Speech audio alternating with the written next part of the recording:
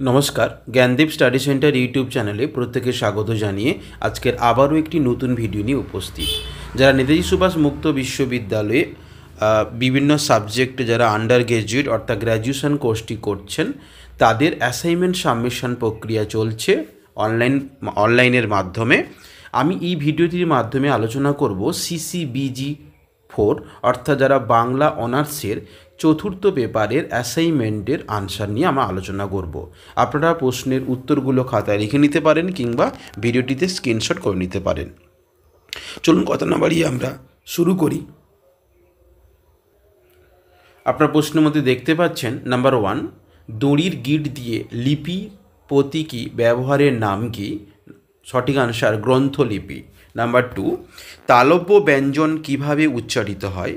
ওপরে পাটি দাঁতের পশ্চাতে সংলগ্ন হয়ে তালুর ওপরে স্পর্শ করে। নাম্বার 3, সংবাদপত্রের সম্পাদকের ক্ষেত্রে কারা সবচেয়ে গুরুত্বপূর্ণ ভূমিকা পালন করে? সঠিক আনসার সাব এডিটর বা অবসর সম্পাদকেরা। নাম্বার 4, বটিতে কাটা হবে না। বটিতে শব্দটি এখানে যে কারকে অন্তর্গত তা হলো করণ কারক।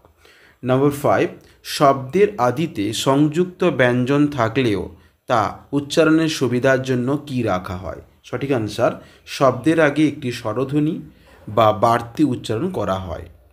নাম্বার 6, ভাষাবিজ্ঞান বলতে কী বোঝায়? সঠিক আনসার ভাষা সম্পর্কে বিজ্ঞানসম্মত বিশ্লেষণ। নাম্বার 7, সংবৃত্ত স্বরধ্বনি উদাহরণ কোনটি? হস্যই এবং হস্যৌকার। নাম্বার 8, ক্রিয়াকে কি অথবা কাকে দিয়ে প্রশ্ন করলে যে উত্তর পাওয়া যায় তা হলো কর্মকারক।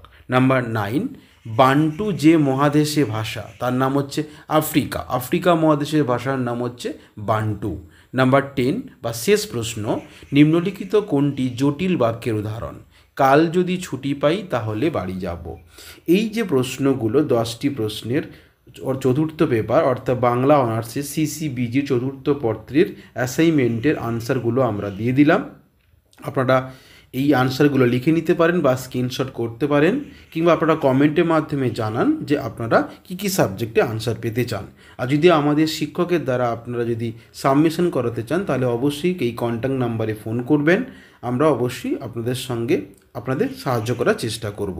আবার নতুন কোনো ভিডিওতে কথা হবে। ভালো থাকবেন, সুস্থ থাকবেন।